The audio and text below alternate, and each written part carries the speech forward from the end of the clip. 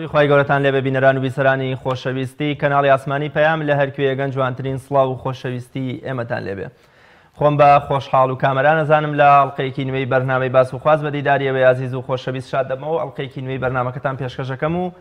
لە بەرنامەی باس و خواز ئەمڕۆماندا باز لە گرنگی و پاراستنی دەستنوسی کوردی دەکەین.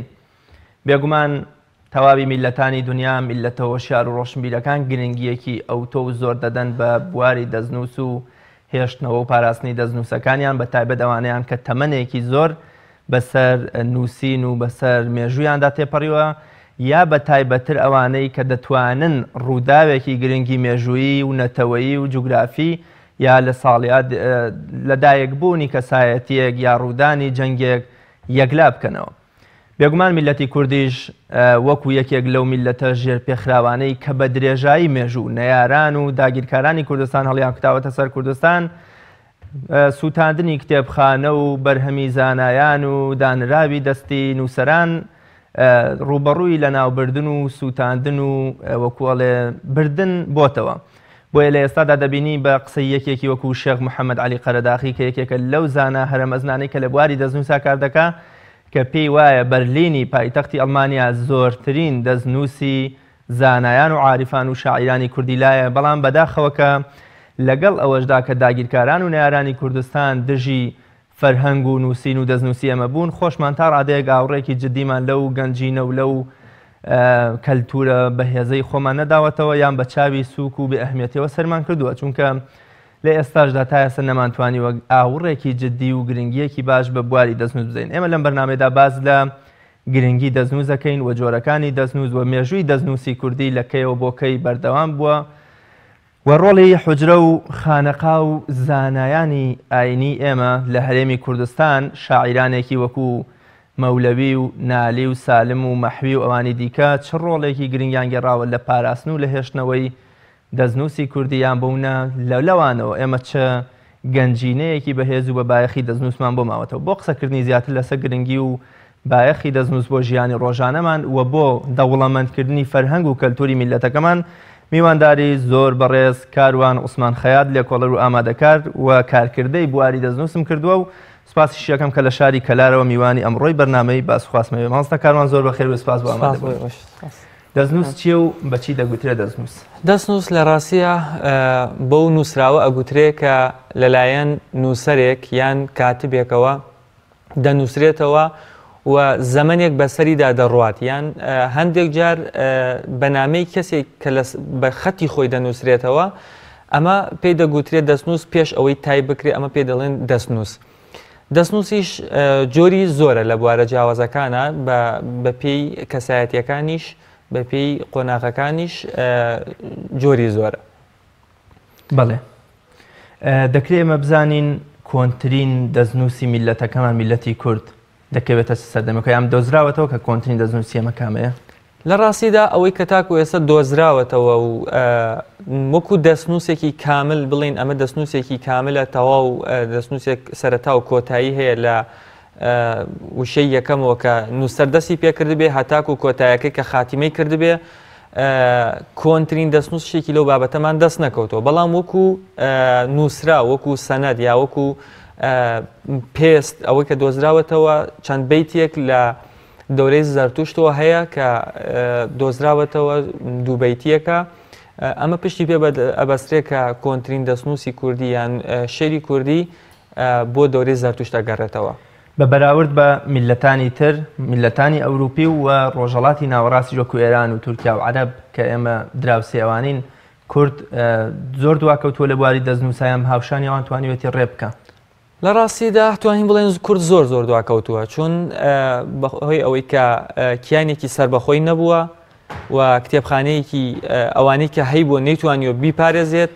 بەهۆی ئەو شەڕ و ناکۆکیانەی چواردەوە یان لە ناوخۆی خۆیەوە نەیتوانیوە بیپارێزێت. بەهۆی ئەمەوە وڵاتانی تر توانیوانە ئەمە بپارێزن بۆ خۆیان، یەکێکی وەکو ئێران یا وەکو سعودیە یا وەکو عێراق توانیوتی ئەمە لە چوارچەوەیەکە لەبەرەوە کیانێکی سربەخۆی هەبووە دەوڵەتێکی سربەخۆی هەبووە و ئاسایشی سربەخۆی هەبووە زۆربەی کاتەکان توانیوتی ئەم شتانە بۆ خۆی بپارێزێ وەکو کەلتور، بەڵام کورد نەیتوانێت ئەمە بپارێزێ. دەبینی لە قۆناغە جیاوازەکانە ئەبینی ئەمانە دواتریش ئاماژەی پێکەین کە کورد ئەو دەستنووسانی ماوێتەوە لە چی قۆناغێکەوە هەیەی ینی کۆنترین دەستنووسی ئێمە ناتوانین ئێستا بڵین ئێمە 100 دەستنووس یا 500 دەستنووسمان هەیە هی پێش 500 ساڵ پێش ئێستا یان 600 ساڵ پێش ئێستەیە بەداخەوە بەهۆی نەبوونی کیانێکی سەربەخۆوە یان کتێبخانەیەکی سەربەخۆی پارێزراوە لەلایەن حکوومەتەوە پارێزگاری لێکرابێ نەتوانراوە ئەوە بپارێزرێ و بمێنێتەوە کە ئێمە بڵین ئێمە وەکو وڵاتانی تر توانیمان ئەو کارە بکەین. ئەو دواکەوتوەیە کە جەناب ئاماژە پێەکەی بەبراورد بە میلەتانی تر بۆ ئەو سەردەمە ئەگەڕێتەوە کە دەستنووسەکەی پێویست بووەتیایە بنووسرەیەم ئێمەین کە لەم سەردەمەدا وامان کردووە نەمانتوانیوە ئاستی جۆرێتی و چەندێتی و چۆنێتی دەستنووسەکانمان بگەینە هیچ نەبێ ئاستی هی وڵاتانی دراوسێ واتە دواکەوتویەکە ئێمەین هی ئەم سەردەمە یام ئەوانەی کە ئەو سەردەمەیان توانیوە گرنگێکی زۆرتر بە دەستنووس بدەن لە ڕاستیدا ناگەڕێتەوە بۆ خودی نووسەر زۆر ینی ئەتوانین بڵێن 5 لە 100 ئەتوانین ئەو بگەڕێنەوە بۆ خودی نووسەر چون ئەوانەی کە نووسەرەکان ئەو کارانیان کردو زۆربەی کات یان لە دیوانی دەسەڵات هابوون یان ئەگە کەسێکی سربەخۆ بوون نەتوانیانە ئەو کارە بکەن چەند نوسخەیەکیان نووسیوەتەوە لە شوێنە جیاوازەکانە پاراستویانە بەڵام کتێبخانەی تایبەتیمان هەبووە لە کۆندا ئەمان کتێبخانەی گشتی هەبووە سەر بە حکوومەت بووە ئەمە نەک لە دەسەڵاتێکی بڵین وەکو ئەمڕۆ ئێستا مەڵین کتێبخانەی گشتی سلێمانی کتێبخانەی گشتی کەلاریان هەر ناوچەیەکی تر لە سەردەمە جیاوازەکانە کتێبخانەی سەڵتەنەتی هەبووە کتێبخانەی گشتی شارەکە هەبووە کتێبخانەی شەخسی هەبووە ئەمانە لە چوارچەوە تایبەتیەکانە نەبووە ینی بڵین لە کتێبخانەیەکی نووسەرا بمێنێتەوە و تەواو بووە ئێمە چەندین دەستنووسمان هەیە دیوانمان هەیە نووسراوی تایبەتیمان هەیە لەلایەن والیەکانەوە لەلایەن دەسەڵاتدارانی ئەو سەردەمەوە داوا کراوە بنووسرێتەوە کە نووسراوەتەوە نوسخەیەکی تایبەتی لەسەرتاوە ئاماژەی پێکراوە نێردراوە بۆ کتێبخانەی تایبەتی والیەکان بۆ نمونە من لەم ماوە چەندین دەستنووسی زانا کوردەکانم دۆزیەوە تایبەت بە ئەمانوڵڵا خان نووسراوەتەوە بە دەستوری ئەمانوڵڵا خانی والی ئەردەڵان نووسراوەتەوە داوای لێ کردووە کە شەرحی خلاصەیەک یان پێشەکی فوسەس الحەکەمی ئیبن عەرەبی تەرجەمە بکاتە فارسی ئەمەی کردووە لە پێشەکی ئاماژەی پێ کردو و ناردوێتی بۆ ئەمانوڵڵا خان بە خەتی خۆی ناردوێتی و تاریخی لێداوە و ناردوێتەوە بۆ ئەمانوڵڵا خان ئەمە تەنها نوسخەیەک بووە کە بۆ خودی ئەمانوڵڵا خان بووە و حتمما بۆ خودی خۆیشی یان بۆ شاعیر کە ئەمەی کردووە ئەو نوسخەش لە لای خۆی هەبووە ینی دوو نوسخەی نووسیوەتەوە نوسخەیەک لە لای خۆی بوو نوسخەیەک لای ئەمانوڵڵا خان بووە ئەمە زۆر باوە ئەمە لە زۆربەی وڵاتەکانە لە لای زۆربەی نووسەرەکانە ئەمە باوە ینی نوسخەیەکی بۆ خۆی داناوە نوسخەیەکی ناردۆ بۆ بەرامبەر بەڵام بەداخەوە لە ناو کووردە ئێستا ئەمانە زۆر کەمەوە بووە ئەمانە هەتا ئەوانشی کە لە کتێبخانە تایبەتیەکانە پارێزراون بە شێوەیەک هەڵ نەگیراون کە لێکۆڵەرێک دێت کاری لەسەر بکە بە جوانی بتوانێت کاری لەسەر و نەبووەتە ناوەندێکی ئەکادمی ناوەندە ئەکادمیەکانیش گرفت لەیرا هەیە کە ناوەندە ئەکادمیەکانیش نەیانتوانیوە دەرسێک یان وانەیەک لەو بابەتە پێشکەش بە خوێندکاران بکەن یان گرنگی پێ بدەن کە خوێندکار وەختێک دەستنووسێک دێتە بەردەستی کتێبێکی کۆن دێتە بەردەسی بزانێ ئەمە چییە ینی زۆربەی خوێندکارەکانی ئێمە ئەگەریسە پرسیاری لێ بکەی بڵێ ئەمە چییە نازانی بیخوێنێتەوە نازانێت چییە زۆر گرفتێکە کە هەم لە کتێبخانەکانە هەیە هەم لە ناوەندەکانی خوێندنیش زۆر باشە جەناب داماشە بەوە کرد کە نەبوونی کیانێکی سربەخۆ و دەوڵەتی سربەخۆ هۆکار بۆ ئەوەی کە دەستنووسەکانی ئێمە نەپارێزرێن و ون ببن یان تووشی لە ناوچوون ببنەوە بەڵام بێگومان خۆ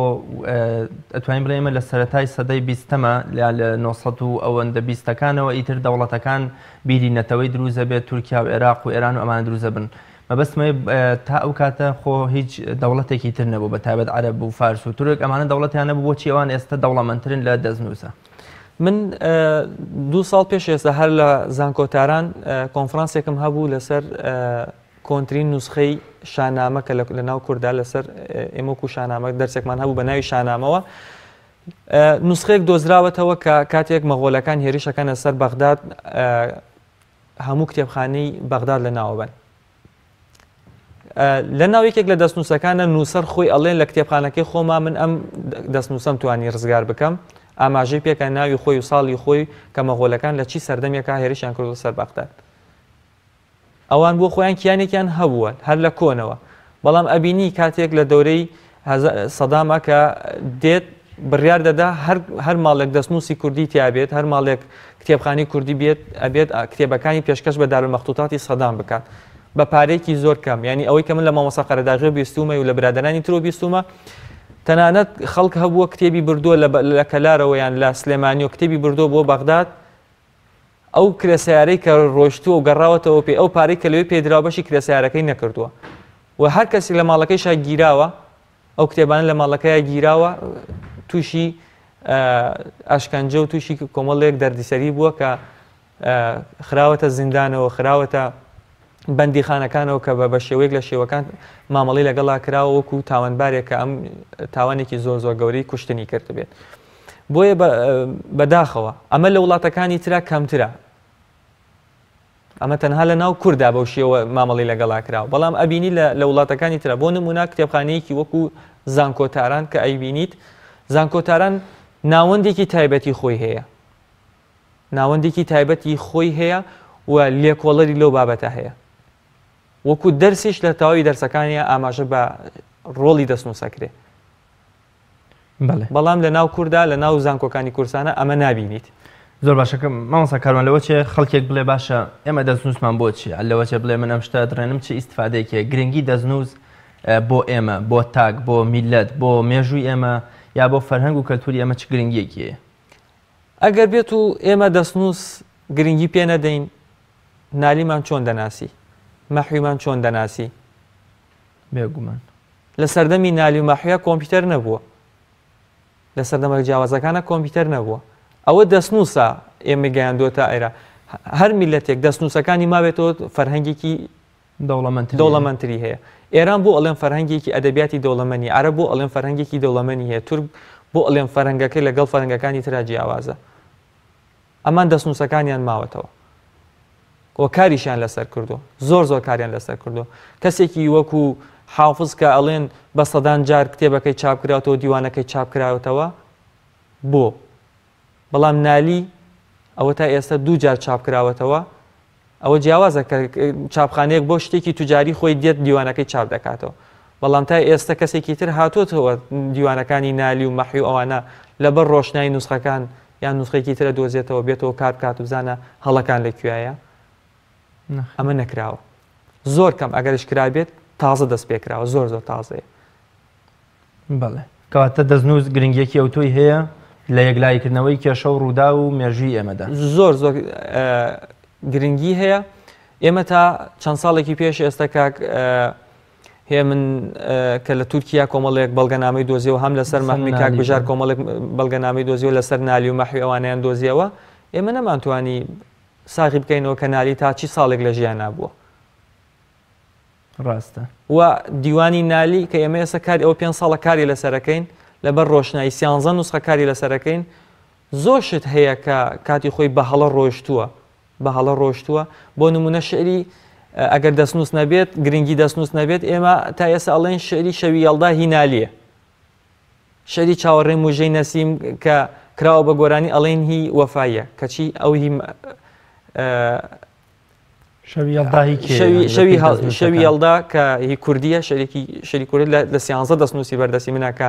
کۆنتری نوسخەی دیوانی نالی لە لای منە ئێستا ئیشی لەسەرەکەین زۆر کێشەی دیوانی نالی بۆ ئێمە ساغ کردوتەوە کە مەسعود محەممەد قسەی لەسەرەکە ئەڵێ فلان و فلان هەڵەیە ئێمە بەپێ ئەو کۆنترین دەستنووس توانیمان ئەوانە ساغکەینەوە و قسەکانی بەڕێز مەسعود محەممەد ساغ بکەینەوە کە پاڵپشتی بکەین بڵێن کاکە لێرە هەڵەیە لێرە تەواوە بەڵام بۆ شعری شەوی هەڵدا لە هیچ دەستنووسێکە کە نەهاتووە دەبینین لە چەندین دەستنووسە بە ناوی کوردیوە هاتووە کاتی خۆی بە هەڵە ڕۆشتە ناو دیوانی نالیەوە ئێستا من چەندین جار ئەمە لە فەیسبووکی خۆمەوە هاوارەکەم مەڵێم کاکە ئەم شعرە هی نالی نیە ئەمە هی کوردیە خەڵکە لێ سەنەدە چییە بەڵگەت چییە چی دەستنووسێک لە بەردەستایە ئێمە بێبێ بەپێی دەستنووس وەڵام بدەینەوە وڵاتانی تر کە شعرێک ئەڵێن ئەم شعرەی هی فلان شاعیر نییە بەپێی دەستنووس ئەڵێن ئەم دەستنووسە کۆنترە لە شاعیرەکە یان تازەترە یان لە خودی دەستنووسی شاعیرەکە نەهاتووە ئەگەر نەهاتووە و دەستنووسی دواتر لەکوێدایە بەپێی ئەوە ساغ دەکرێتەوە مانسە کاروان پێویستە هەر من بە قەڵەم ڕەساسێک بە مرەکەبێک بە شتێ بنووسم اینجا پێی دەگوتێت دەستنووسیام ئەگونجێ لە پەنجاکانە لە شەستەکانە لە هەفتەکانە بە کۆمپیوتەر عریزەیەک شعرێکت نووسی بێ و بەڵام مۆرکی تۆی پێوە بێ ئەمەش دەتوانین پێی بڵین دەستنووس ئەوە دەستنووسە تۆ تا نەکرابێتە کۆمپیوتەر نەیکێتە کۆمپیوتەر ئەوە هەموو دەستنووسی خۆتە چون شاعیرەکان لە سەرتاوە من ئێستا دیوانی 5 ساڵە کار لەسەر دیوانی تاهیربەگی جافەکەی دوانی تاهیربەگی جاف تا ئێستا وەکو کتابچەیەک بڵاو بۆتەوە ناگاتە 100 پارچە شعر هەموو دیوانەکەی بە کوردی و فارسیەوە ناگاتە 100 پارچە شعر ئەگەر هەڵ نەبن لەوانەیە 50 شعر تا 55 شعر لەوە بێت کۆمەڵێک شعری شاعیرانی تری تێکەڵ بووە شعری ئەدەبی لە ناو دیوانی تاهیربەگا ئەبینرێ شعری ناری لە ناو دیوانی تاهیربەگا ئەبینرێ کەواتە لەوە بچووکتریشەکە بەدڵنیاییەوە زۆر لەو بکشۆ بەڵام ئێمە توانیمان دوو دەستنووسی تایبەت بدۆزینەوەیکیان لە ڕێگەی مامۆستا محەممەد علی قەرەداغیەوە زۆر سوپاسێکم لێرەوە کە مسوەدەی دەستنووسی دیوانی تاهیربەگی بە مندا و نوسخەیەکی ترمان لە ئێران دۆزیەوە ئەم نوسخە بەداخەوە برادران لەوێ یەکسەر چاپیان کرد بێلێ کۆڵینەوە بێوە بزان ئەم دەستنووسە کێ نووسیوێتیەوە بۆ کێ نووسراوەتەوە هاتن بە ناوی تاهیربەگەوە و نوقسانیەکانی چین هەموو ئەمانە چاپ کران بە هەڵەیەکی زۆرە و دەرخواردی خوێنەری کوردی درا پێویستە دەستنووس مۆرک و سیمایی ئەو کەسەی پێوە بێ کە تیانووسا بۆ منە زۆرجار لە شاعیرانی کلاسیکدا لە کۆتایی هەر قەسیدەیەکدا بۆ منە گوتی مەحوی من و تۆ ئافتاب و سایەتی مسانی ناوی خۆیان دەهێنن بە جۆرە لە جۆرەکان هەم دەبێتە ناسێنەرەوە هەم دەبێتە ئیمزای کۆتایی ئەم شاعیرە پێویستە دەستنووسیش ئەمەی تیابێ بەدڵنیایەوە زۆر خودی غەزەل و شعری کۆن ئەو تایبەتمەندی تایە یەکێک لە تایبەتمەندیەکانی غەزەل یا قەسیدا یان شعر لە کۆندا ئەوە بووە دەبێت خلاصە لە کۆتاییەوە تەخەڵوسی شاعیر بێت کە تەخەڵوسی شاعیر هات ئەمەش بەپێی قۆناغەکان بەپێی کەسێک لە کەسێکەوە بۆ کەسێکی تر دەگۆڕێ بۆ نمونەیەکێک وەکو خانەی قوبادی کە شعری نووسیوە چەندین جار تەئکیدی لەسەر ناوی خۆی کردوێتەوە و پەرچەندی شێوە ناوەکانی خۆی هاوردووە جارێک دەڵێ خانەی قوبادی جارێک دەڵێ خانەی قوبادی جارێک دەڵێ قوبادی جارێک دەڵێ خانەی قوبادبەک چەندین جار ناوی خۆی دووبارە کاتەوە لە شعرەکانە مەلا وەڵەوخان چەندین جار ناوی خۆی تەئکید لە ناوی خۆی کاتەوە لە تەخەڵوسی خۆی کاتەوە لە شعرەکانە نالی هەندێک جار ئەم کاری کردووە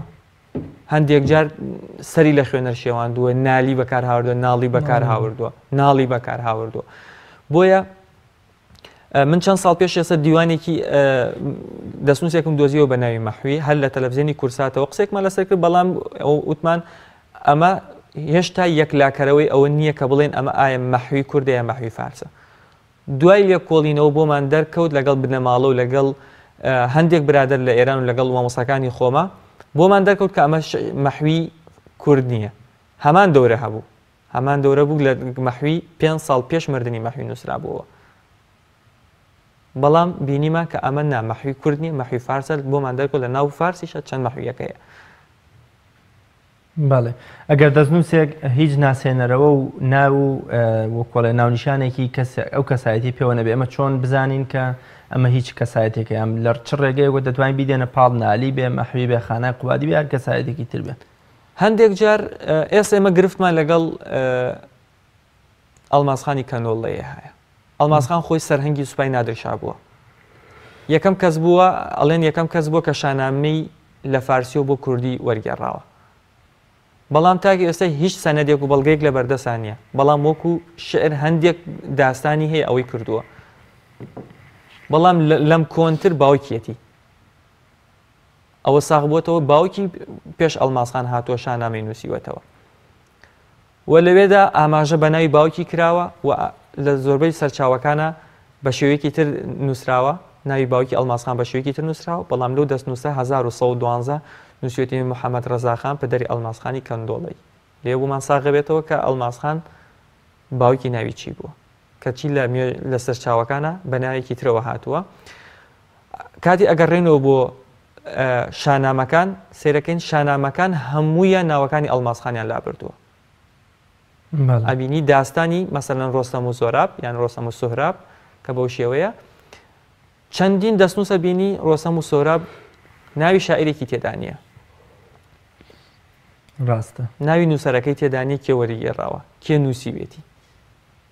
بۆیە لەو حاڵەتە دەبێت بگەڕێنەوە بۆ سەبکی نووسەرەکە، شێوازی نووسەرەکە. کۆمەڵێک دەستەواژە هەیە نووسەرێک بەکاری ئێهێنێ،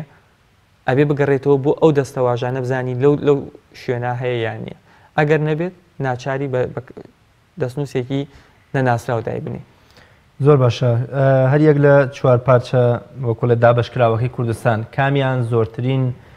دەستنووسی کوردی لێ یان بۆ منە کامیان زۆرترین گرنگی داوە بە دەستنووس و زۆرترین دەستنووسی کوردی تێدا ماوەتەوە؟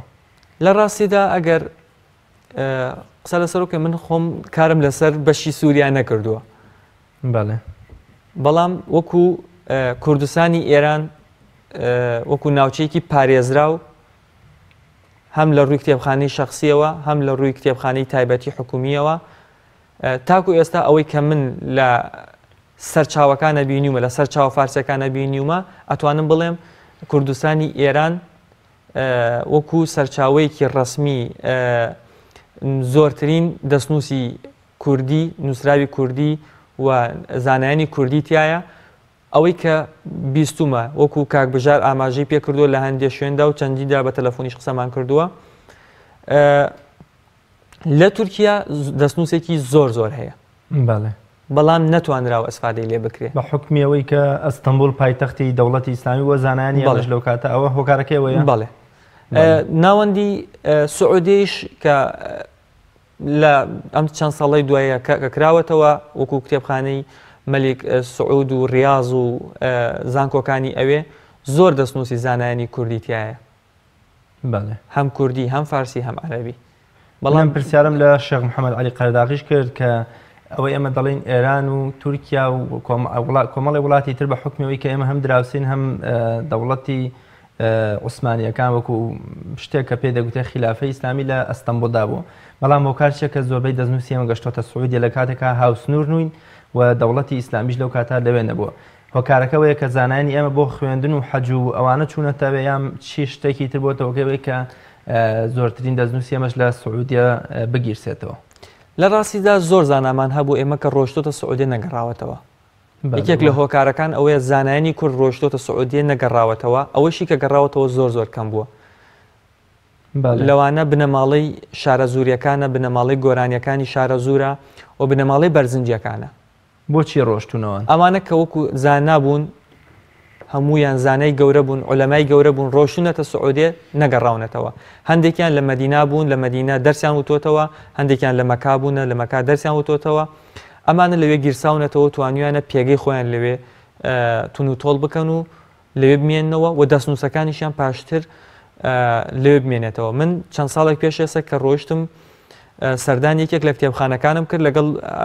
هاوشارێکی خۆمە لەوێ دانیشت بووین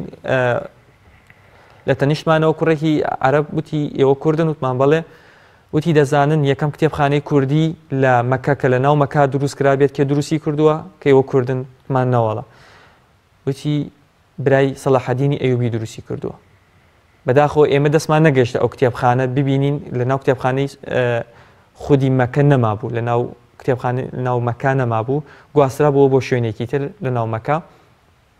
بەڵام لە مەدینە ئێمە ڕۆیشتین پرسیارمان کرد لە ناو خودی مەدینە کتێبخانەیەکە بوو. من هەر بە 3-4 سەعاتێکە گەڕام نزیک 50 دەستنووسی زانایانی کوردم لەوێ دۆزیەوە. هەر ئەوەی کە من زانیم ئەمە کوردن، ینی ناوەکان بۆ من ئاشنا بوون، ئەمانە کورد بوون. بۆیە بەهۆی ئەوەی کە کورد ڕۆشتۆتە حەج ئیتر نەگەڕاوەتەوە، زۆربەی دەستنووسەکانیش لەوێ پارێزراون. کەواتە چۆن سوود لەو دەستنووسانە وەرگرین کە لە ئێستادا نەگەر وڵاتان ئەوەی کە لاشیان نادەنەوە زۆر جار بۆن دێن شتێکی وەکو کێلەشین دەبن، ئێران دەیدزێ لەبەرەوەی کەش ئاسەوارێکی گرنگی هەیە هی یەکێکە لە پاشاگەورەکان کە پێم وایە نای مینەواسە لە ساڵی نەزام چەندەکان ئاژیاوە پاشایەکی دادپەروەری کردووە. بەسمەوەیە کە ئەمان لە ڕووی غەزووی فکریشەوە دێن ئامادەن هەموو شوێنەوار و دەستنووس و کتێبخانەیەکی تۆ لە ناو بەرنیابی بن بۆ خۆیان. چۆن ئێمە جارێکی تر بتوانین سوود لەم دەستنووسە بین لە ئێران بێت لە تورکیا بێت لە سعودیا بێت لە وڵاتێکی ئەوروپی؟ لە ڕاستیدا ئەمە کاری حکوومەتە، کاری شەخصی نییە. تۆ تۆ هەر کاتێک کە کیانی سەر بە خۆت نەبوو و خۆت بە خاوەنی فەرهەنگ و کەلتوری خۆت نەزانی وڵاتانی درتێن کە ئەڵێن بەشێکی لە من ئەم کەلتورە بۆ خۆیان نەبن عێراق ئەڵێ عێراق کوردستان بەشێکە لە من دێ فەرهەنگەکەت دەبا هەموو شتەکانی تۆ هەموو ئاسەوارەکانی تۆ بەهی خۆی ئەزانێ ئێرانیش بە هەمان شێوە تورکیاش بە هەمان شێوە وڵاتان ئەگەر تۆ ئەوەی کە پەیوەندی بەخۆیەوە ئەڵێ بەشێکی لە من ئەو دێ فەرهەنگەکەت دەبا فەڕەنسا کاتێک جەزائیر داگیرەکە دێ فەرهەنگەکەی ئەبا ئێمە لەبەرەوە کیانێکی سربەخۆ نیە دەبینی هەموو بەڵگەنامەکان دەگوازرێتەوە بۆ ئەمریکا بۆی لێ بپارێزرێ و تورکیا زۆرترین بەڵگەنامەیەتیایە ئەوەی من بیستومە بەپێی ئەو راپۆرتانە لە قیاسی ئەوەدا نییە کە ئینسان کاتێک باسی ئەکات ئەڵێن ئەمە مبالەغەیە لە تورکیا ئەوەی کە من بیستومە بەو شێوەیە لە ئێران بە هەمان شێوە خۆ مامۆستا قەرەداغی خۆی 12 ساڵ فەیرستنووسی کردووە لە ناو دارالمەختوتاتی سەدامە لە مامۆستا قەرەداغی بپرسی بزان چەند دەستنووسی کورد لەوێ هەیە و چەندی لە ناو براوە کەواتە ئێمە چی بکەین بۆ جارێکی تر سوود لەمانە وەربگرینەوە ئایا ممکنە کە ئێمە بتوانین ئەگە هەر نوسخە ئەسلیەکەش وەرنەگرینەوە بە کۆپیەک بێ هی سعودیا هی عێراق هی بەرلین هی ئەمریکا هی ئێران هی تورکیا وەرگرینەوە و ئیسفادەی لێ بکەینەوە و مێژوو ڕابردووی خۆمانی لەسەر بنووسینەوە دیسانە من ئەڵێم بەداخەوە چەند جارێک من لەگەڵ وەزارەتی ڕۆشنبیری و بەڕێوەبەرایەتی ڕۆشنبیری لەگەڵ وەزارەی ئەوقاف قسەم کردووە چەند ساڵێک پێشتر لەگەڵ وەزارەتی ئەوقافە ینی کەسێک شوێنێک کە ناوەندێکی ئێمە پێی ئەڵێن ناوەندێکی باڵە خودی وەزارەتی ئەوقافە چەندین دەستنووسی تایە و دەستنووسی زۆر کۆنی تایە بەرەو لە ناوچوونە وە کتێبخانەی سلێمانی نەیتوانی ئەمە بپارێزێت و شوێنەواری سلێمانی نەیتوانی ئەمە بپارێزێت ئەمە جارێ ئێمە کێشەکەمان لە ناوخۆ دەست پێ بکەین و ناوەندە شەخسیەکانیش کتێبخانە شەخسیەکانیش نەیانتوانی ئەوە بکەن و جێگاکانی تر ئێمە کە ئەمانەوێت من خۆم لەگەڵ بەڕێوەبەرایەتی ڕۆشنبیری چەند ساڵێک لە ساڵی 2013 ئەگەر هەڵە نەبم داوام لە بەڕێوەبەرایەتی ڕۆشنبیری گەرمیان کرد وتم ئێوە تەنها کرێی مەصرفی من تاکو سعودیە من ئەڕۆم دەستنووسەکانی سعودیە هێنمەوە کە $800 بوو نەیانتوانی بۆ من بیدەن ئەوانە بێنمەوە و من لەسەر ئەرکی خۆم ڕۆیشتم کۆمەڵێک دەستنووسم لەوێ هێناوە من نزیکەی $3 دەفتەر سەرف کردووە لە شوێنەکانی ترا ئەوانم کڕیوەتەوە تەنها بۆ خۆم کڕیومەتەوە ئەمە هەر نوسخە ئەسلیەکەت هێناوەتەوە من بەس کۆپیەکەم کڕیوەتەوە بەس کۆپیەکەش بەس کۆپیەکەم کڕیەوە ئەوان هەر کۆپیەکەش دەدەنەوە بەس کۆپیەکەت پێ دەدەن لەوە زیاتر نییە و ناشتوانی نوسخە ئەسلیەکە ببینی چه وڵاتەیەک زۆرترین دەستنووسی کوردی لێیە وەکوتم ئێران ئەوەی کە تاکو ئێستا من بینیومە ئێران بە دەرەجەیەک ئەتوانین پشتی پێبەسین بۆ سەرچاوەکانی خۆمان و دووەم تورکیا زۆر باشە مامۆستا کاروان ڕۆڵی حوجرە و خانەقاکانی ئێمە لە پاراستنی دەستنووسە یان لە بەرهەمێنانی دەستنووسە چونکە بمانەوێ نەمانەوێ پیاوانێکی وەکو سالم و نالی و کوردی و مەولەوی و بێسارانی و سەیدی و زانایانی تری ئێمە لە تەنان لە نمێژ و نووس و لە نووسەرانی تری ئاینیش دەرچووی حوجرە و خانەقاکانی ئێمە واتە ئەم دەستنووسانە لە حوجرە و خانەقاکان بە پشتبەستن بەو زانیاری و معریفەیە کە لە حوجرە و خانەقاکانەوە فێری بوون ئەمە ژاتۆتە بەرەم چ ڕۆڵێکیان هەبووە لە زیادبوون و هێشتنەوە و بەرەمێنانی دەستنووسی ئەمەدا حوجرە پێگەی سەرەکی خوێنکارەکان بووە مەدرسەی خوێنکارەکان بووە و هەموو زاناکان لێوە ئەتوانم بڵێم تەخەڕوجیان کردووە و ئەوانەی ئەوان لێوە پێشکەشیان بە میلەتەکەی خۆیان کردووە زانکۆکانی کورسان نەیان کردووە ڕاستە بەداخەوە هەموو ئەو مەلایانەی کە لە حوجرە خوێندویانە ئێستا دەستنووسیان پێ بدە دەتوان دەستنووس بخوێننەوە بەڵام ئەتوانم بڵێم لە 100 مامۆسای زانکۆ یەک مامۆسای دەتوانێت دەستنووسێک بخوێنێتەوە ئەویش وەکو سەلیقەیەکی خۆی یان توانیوەتی کار لەسەر دیوانی شاعیرێک بکات باگراوندێکی لەوە چێ معریفی حوجرەی هەبێ یان کوڕەمەلایەک بێت یا کوڕەمەلایەک بێ یان کاری لەسەر دەستنووسی شاعیرێک کردبێت شتێک لەو بابەتانی کردبێت و ئەوەش بە شێوەیەکی ئەکادیمی نەکراوە ڕاستە و کارکردن لەسەر دەستنووس کۆمەڵێک ڕێسا و یاسای تایبەتی خۆی هەیە کۆمەڵێک یاسایە هەیە دەبێتەوە بەم یاسانە بڕێتە ڕێوە لە خاڵ یەکەمەوە تاکو ئەگەی پێی ئەبێ دانە ئەمانە تەطبیق بکەیت چون ئەمانە کێشەیان زۆرە بەڵێ پیاوێکی وەکو مامۆستا مەلا عەبدولکەریمی مودەڕیس بە ڕەحمەت بە یەکێک بۆ لەو کەسانی کە لە ڕێی دەستنووسەوە توانیوێتی باشترین خزمەت بە فەرهەنگ و مێژوو ئەدەبی میلەتەکەی بکە ڕۆڵی مامۆستای مودەڕیس لە پاراستن یام لە زیندووکردنەوە و جارێکی تر ئاسانکردنەوەی دەستنووسەکانی ئێمەدا چییە؟ ئێمە هەرچەند باسی مامۆستا مەلا عەبدولکەریم و باسی نەوەکانی بکەین بەڕاستی میلەتی کورد خەرجاری ئەوانە و ئەوان ئەگەر نالی و سالم و کوردیان لەگەڵ مەولەوی و کۆمەڵێک شاعیری تر ئەوان کاریان لەسەر نەکردایە بەو ڕێبازە کە ئەوان کاریان لەسەر کرد کورد نەیدەتوانی بگاتەوە پەی بەو زانیارانی ئەوان ببات و پەی بەو نووسراوانە ببات بەو شێوە ئەکادیمی ئەوان لەو سەردەما کاریان لەسەر کردووە کاری ئەوان هەرچەند ئەوان لە حوجرا خوێندبوویان و کاری ئەوان بەپێی ناوەندێکی ئەکادیمی نەبووە بەڵام بە ئەکادیمی کاریان کردووە هەرچەند هەندێک جار لەلایەن ئەکادیمیەکە لایەن داوە ئەوش ناچار بوون لایەن داوە وەتوانین ئەمانە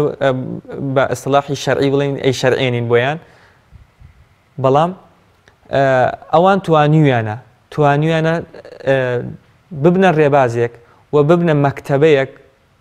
ئێمە کار لەسەر ئەوان بکەین و ئەبینین ئێستا من بۆ خۆم کە کارم کردووە هەندێک جار دەگەڕێمەوە بۆ سەر چاوەکانی ئەوان بۆ مامۆستا محەممەد عەلی قەرەداغی و دەیانی ترکا کاریان کردووە هەرچەند ئەڵێن ئەوەی ئەوان کردویانە ئێمە نابێتە دووبارە بچینەوە سەر کارەکانی ئەوان من پێچەوانی ئەم بیر و بۆ چوونە چون ئەوان مەدرسەیەکیان دروست کردووە ئەوان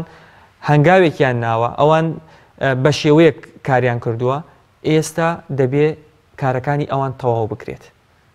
دەبێ ئەو ناتەواویانی ئەوان بەسەریانە ڕۆیشتووە یان ئەوان ئەو دەستنووسانی ئەوان دەستیان نەکەوتووە ئێستا دەرەکەون بێن کارەکانی ئەوان تەواو بکرێت زۆر باشە ڕۆڵی ئەوان ناتوانین وەکو شتێک هەرچەند باسی بکەین لە کۆتاییان نایە بۆیە با گەورەی خۆیان لەوە بمێنێتەوە کە ئێمە نەتوانین ڕەحمەتی خۆیان لێبێ زۆر جار دەستبردن بۆ شتێک کە عرف و عادات و کۆمەڵگە هەمووی لەسەری ڕێککەوتووە شتێکی زۆر قورسەواتە گۆڕانکاریکردن لە کەلتور و لە فەرهەنگ و لە عورفی هەر میلەتێ بەجۆی لە جۆرەکان دەستبردنە بۆ ئاگر بۆ نمونە مەسعود محەممەد بە ڕەحمەت بێت لە چەپکێ لە گوڵزاری نالیە ئاماژە بەوە دەکات کە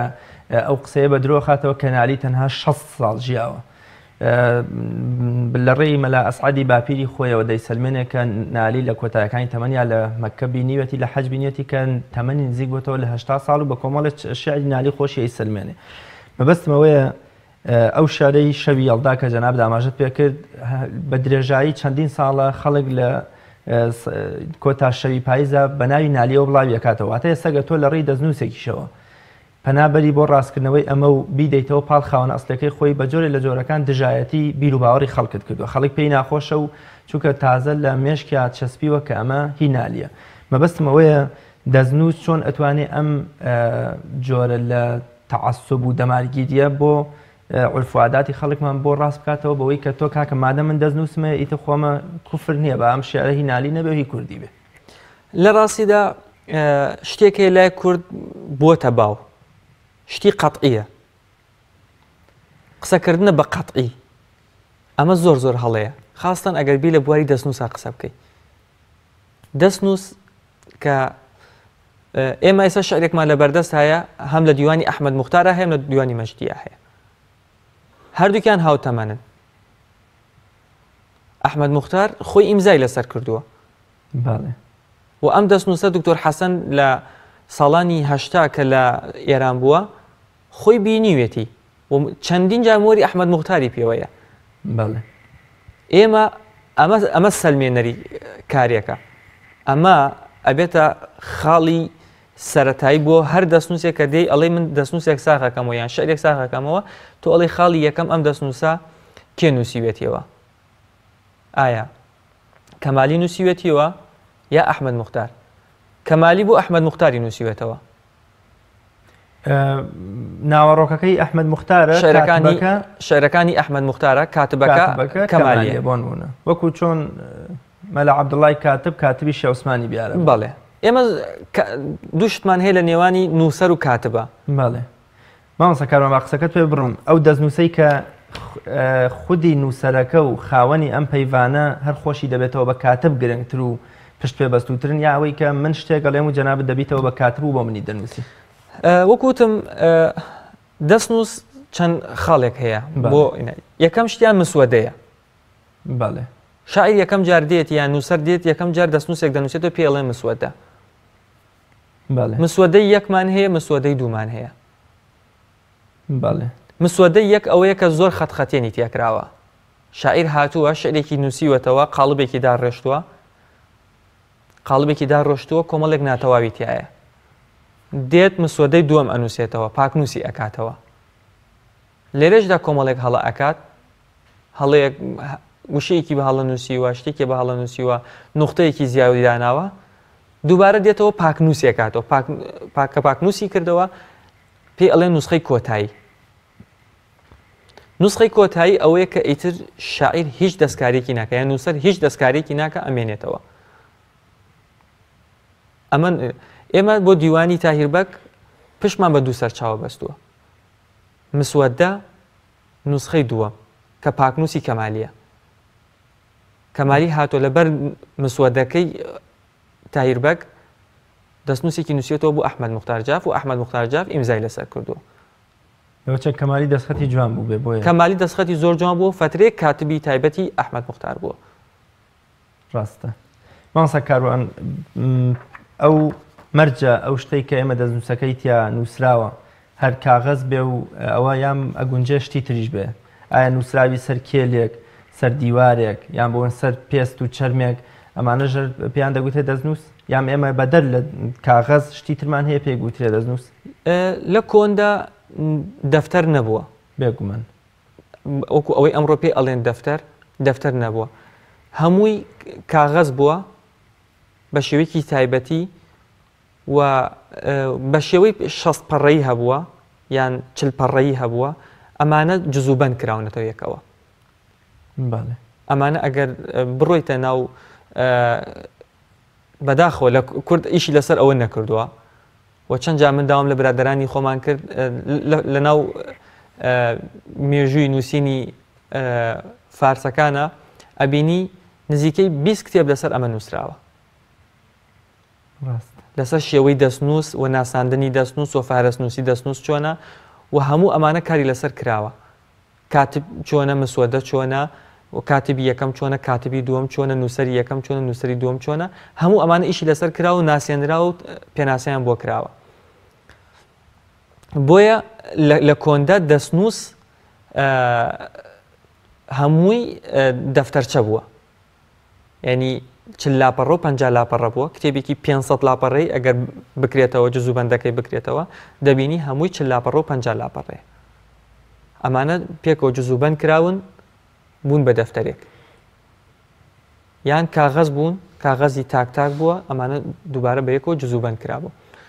بەو شێوە کراوە. بۆیە کاغەز ئەبێتە بەڵگەنامە ئەتوانین ئەگەر یەک کاغەز بێ پێ ئەڵێن بەڵگەنامە یان قەواڵەی پێ ئەڵێن یان بەڵگەنامە و ئەمەکانی تر دەستنووسە. دەستنووس یعنی نووسراوی کەسێک بەڵام بە خودی وە کاغەزەکە پێ ئەڵێن بەڵگەنامە. زۆر باشە. ئەو دەستنووسانی کە تا ئێستا دۆزراونەتەوە دەستنووسی زانایان و نووسەران و کەسایەتەکانی کورد بواری ناوەڕۆکی دەستنووسەکان چی بوون؟ ئایا شیعر بووە نامەی شەخصی بووە لە هەواڵپرسی ڕاڤە یان پەراوێزی زانایەکی کورد بووە لەسەر وەکوڵێ کتێبی کەسایەتێکی تر وەکوڵێ هامشی بۆ نووسیوە یان چیتر بەدەر لەمانە چیترمان هەبووە؟ خۆشبەختانە تا ئێستا ئەو دەستنووسانەی لە دەورەی نادرشاوە لە 1970ەوە ئەگەر ئەوەی لەسەر هین بکەین لە 1970 تاکو ئێستا هەرچی دۆزراوەتەوە و زانایان ئیشیان لەسەر کردووە لە هەموو بارە جاجەکان ئێمەشتمان هەیە وەکو بەدەر لە شیعر لە فەلەک ناسیە هەمانە لە طوبا هەمانە لە گیای دەرمانیە هەمانە لە هەر پزیشکی گشتیە هەمانە لە شعرا هەمانە لە فقا هەمانە لە کەسایەتێکی فەلسەفا هەمانە کورد زۆرترینی دەستنووسی لەو بواراندا هەیە کە جەناب داماشت پێ کرد. ئەکەوێتەوە سەر نووسەرەکان ئەو نووسەرە لە چی بوارێکا کاری کردووە. مەبەستێت تا ئێستا چ کەسایەتێکمان هەیە زۆرترین دەستنووسی لەبارەی ژیانی بێ یان شعری بێ دۆزرابێتەوە. لە ڕاستیدا ئەتوانم بڵێم تاکو ئێستا مەولەوی بە دەرەجە یەک دەستنووسی زۆر زۆر دۆزراوەتەوە و بێسارانیش ئەتوانم بڵێم بەو شێوە بووە. نالی ئەتوانم بڵێم بە پلەی 3. زۆر باشە. مامۆستا کاروان بۆم نێمە دەچینە وەزارەتی ڕۆشنبیری یان هەر دامودەستگای وڵاتێکەوە دەبینین کۆمەڵێ دەستنووسی کەسایەتیەکانی خۆیان یان هەیە عەرەب بێ فارس بێ تورک بێت لەگەڵ ئەوەشدا کۆمەڵێ دەستنووسی زانانی ئەمەتیای بەڵام بە هەمان زمانی ئەوان نووسراوە و هیچ ناسێنەرەوەیەکیش پێوە نیە. ئێمە چۆن بزانین ئەم دەستنووسە هی حەزرەتی نالی نیە لە فترەی کە لە ئەستەمبوڵا ژیاوە و لەگەڵ هاوڕێیەکی تورکیا شتێکیان ئاڵوگۆڕ کردو ئێستا پێکەوە لە دووتوێی کتابێکا بەیان بەڵگەنامێکا کۆکراوتە. ئێمە چۆن لەم کاتە دەستنووسی خۆمان بناسینەوە؟ لە ڕاستیدا تۆ ئەگەر بتەوێت دەستنووس بناسیتەوە بێ پاشخانێکت لە مێژووی ئەدەبیاتی کوردی خۆتە هەبێ لە هەر ئەگەر کوردی کورد ئەگە فارسە من بۆ خۆم کاتێک سەردانی کتێبخانەی مەدینەم کرد هەر پاشخانێکی ئەوەی کە شاعیرە کوردەکانم ئەناسی زانا کوردەکانم ئەناسی کە سێرم کرد ئەمانە کۆمەڵێک زانای کوردن. هەندێکیان ناوی خۆیان هێناوە بۆ نمونە نووسوێتی نالی کە تۆ سیرەکەی نالی لە ناو فارسە نالیەکمان من تا ئێستا ئەوەی کە گەڕاوم لە ناو مێژووی ئەدەبیاتی فارسیا شاعیرێک نییە بە ناوی نالیەوە. بەڵام وەکو مەحوی ئەگەڕێ 5-6 مەحویان هەیە. مەولەویشمان زۆرە. مەولەوی ئەبینی مەولەویان هەیە. ئەگەڕێ بۆ سالم چەند سالمیان هەیە. من ئێستا دیوانێکی سالمم لە بەردەسایە هیچ ئاماژەیەک نییە کە ئەمە سالمی کوردە یا سالمی فارسە. لە کاتێکە ئەوان 2 سالمیان هەیە لە ناو کوردیشە 2 سالم هەیە. ناتوانانی ساقی کەیتەوە چون هیچ ئاماژەیەکی پێوە نییە تەنها لە نازناوی شاعیرە. نازناوی شاعری ئەوان سییانیان هەیە مەشدوانمان هەیە. ڕاستە هەردووکیشیان فارسیە بەڵام ئەتوانین لە ڕێگەی هەندێک زمانەوە هەندێک دەستەواژەوە بتوانانی بیناسیتەوە. بۆ نمونە سالمی کورد سالمی ساحێب خران کۆمەڵێک دەستەواژی بەرامبەر بە فارسەکان بەکار هاوردووە و زمانی فارسیەکەی لەگەڵ زمانی فارسیەکە جیاوازە. ئەوەی کە فارسێک نووسیوێت و فارسی زانیوە جیاوازە لەگەڵ کوردێکە کە فارسی ناوێرانی شوێنێک لە ناوێنەکانی کوردستان کۆمەڵێک تایبەتمەندی هەیە نووسەر بەکاری ئەهێنێت ئەتوانی لە ڕێگەی ئەو نووسانە کە پێ لە فارسیەکە پێڵێن سەبک لە کوردیا پێڵێن شێوەی نووسین کۆمەڵێک دەستەواژەی وەکوتم خانە چەندین جار تەکید لە ناوی خۆی ئەکاتەوە توانین بە ڕێگەی ئەوە بتوانی بیدۆزیتەوە. مامۆستا کاروان لە کوردستانە تا ئێستا شوێنێکمان هەیە بۆ پاراستن و پێشچاوخستن و بە زیندوو هێشتنەوەی دەستنووس بێت لە هەرێمی کوردستانە؟ لە سلێمانی تەنها بنکەی ژینمان هەیە خۆشبەختانە ئەوان توانیوانە ئەو کارە بکەن کاری زۆر باشیان کردووە وەک کتێبخانەی تایبەتی مامۆستا قەرەداغیە و هەندێک کتێبخانەی تر لەم دوایانە کە بینیم پێم وا بێت خودی زانکۆی سلێمانی ناوەندێکی کردوتەوە بە ناوی ناوەندی زانکۆی سلێمانی شتێکی لەو بابەتەیە پەیجوشتەکانیانم بینی چەند شتێکیان بڵاو کردەوە ئەوان ناوەندێکیان داناوە و ناوەندی کتێبخانەی سۆران تازە کراوەتەوەی چەند ساڵێکە دکتۆر هێمن کاری لەسەرەکە پێم وا بێت ئەمە تەنها چەند کارمەندێکی کەمیانەیە پێم وا بێت ناوەندی سۆران تەنها یەک کارمەندە دکتۆر هێمن خۆی ئیشی لەسەرەکە بۆ سلێمانی نازانم کارمەندەکانیان چۆنن و کارەکانیان چۆنن هیچ زانیارێکم لە بەردەستانێ بەڵام بنکەی ژین توانیوێتی کاری زۆر باشکە و زۆشتی ونبووی دۆزیوەتەوە کە ئێمە ئەتوانین لامڕۆ ئەسفادیان لێ بکەین و من بۆ خۆم زۆر سوودم لە کتێبخانەی بنکەی ژین وەرگرۆ بە سوپاسەوە و لە هەموو کارەکانیشما سوپاسیانم کردووە و ئاماژەم پێکرۆ کە ئەوان فڵان دەستنووسیان بە منداوە فڵان کاریان بە منداوە. مامۆستا کاروان لە چوارچەوەی دەستنووس و باسکردن لە دەستنووس و گرنگی و باخی دەستنووس چ شتێکت ماوە گەر پێویست بکە من نەمپرسی بە پێویستکە جەناب داماشی پێ بکەی؟ لە ڕاستیدا زۆر شت هەیە باسی لەسەر بکرێ بەڵام تەنها شتێک کە من هەمیشە جێی دڵگرانی بووە بۆ من و بەداخەوە ئەو کات پرسیارێکتان کرد من ویستم قسەی لەسەر بکەم ئەوم لە بیر چوو من لە ڕێگەی چەند ئەندام پەرلەمانێکەوە هەوڵی ئەوەمدا کە لە بەغدادەوە هەندێک کار بکەین هیچ نەبێت ئەو نووسراوانەی بەغداد بهێنینەوە بە سیدیش بێت یان بۆ زانکۆی کەلار یان بۆ زانکۆی سلێمانی یان بۆ بنکەی ژین هیچ نەبێت لە ڕێگەی ئەندام پەرلەمانەکانەوە بەداخەوە ئەندام پەرلەمانەکانیش ئەوانەیەن کە مامۆستای زانکۆن خەمخۆری ئەم کارێش نەبوون ڕاستە ینی من ڕەفیقی خۆم هەبووە دەیان جار پێیم گوتمە بابا تۆ ئەم کارە دەکەیت بەشێک لە پارەکەی خۆت تۆ ناوەندێکی ئەکادمی ناوەندێکی باڵای ئەم کارە بکە ئەو دەستنووسانە بە نووسراوێک بهێنەوە بە لە ڕێگەی حکوومەتەوە ئێوە خۆتان لە ناوەندی دەسەڵاتان ئێمە بۆ داواتان لێ بکەین ئێوە خۆتان مامۆسای زانکۆن ئەبێ ئێوە خۆتان خەمی ئەم کارە بخۆن بەداخەوە ئەوانیش نەیانتوانیوە نە وەزارەتی ڕۆشنبیری و نە ئەندام پەرلەمانەکانیش نەیانتوانی ئەوە بکەن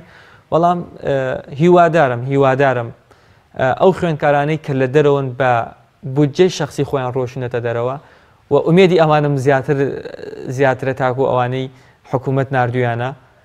چون ئەمەم لە بواری ژیانی خۆما بینیوە کە لە من لە ئێران ناخوێنم ئەوانەی کە بە بودجەی خۆیان هاتوون توانیوانە بەشێک لەو کارە بکەن بەڵام ئەوانەی کە پارەیەکی خەیاڵی لە حکوومەتی هەرێمیان وەرگرتووە بە 5 دەفتەر دلار و بە 6 دەفتەر دلار هاتوون خوێندویانە داوایان لە ئێمە کردو ئێمە یارمەتیان بدەین ئێمە دەستنووسیان پێ بدەین خۆیان نەیانتوانیوە بڕۆن دەستنووسێک لە کتێبخانەکانە وەربگرن و بێن کاری لەسەر بکەن و ئومێد لە چاوی ئەوانایە کە بە بودجەی شخصی ڕۆیشتون کارەکەن ئەو مامۆستا قەرەداغی دەیان ساڵە ئەو کارەی کردووە مامۆستا جعفەر دەیان ساڵە ئەو کارەی کردووە و بەندە من خۆم ئەوە تقریبا 8 ساڵە بە بودجەی خۆم ئەو کارم کردووە ئومێد لە چاوی ئەمانە ئەبینم دکتۆر هێمن بە هەمان شێوە وە کاک بژار لە تورکیا بە هەمان شێوە ئەمانە هەمویان بە بودجەی شخصی ڕۆیشتن ئەو کاریان کردووە کەوتوو بن و نەتان زیاد بێ زۆر سپاسانەکەم زۆر سپاس بە بەڕێز کاروان عوسمان خەیات ئامادەکار لێکۆڵەر کە میوانی ئەمڕۆی بەرنامەی باسخوازبووی لە شاری کەلاریشەوە تەشریفتان نابوو سپاس بۆ مادەبوونتان سپاس دەکەم بینەرانی بەڕێز و خۆشەویست سپاس بۆ عزیزیش تا بەیەگەشتنەوەی تر بەخوای گەورە مێرەبانتان ئەسپێرم مەرشاد و سەرکەوتوو بن خواتان لەگەڵ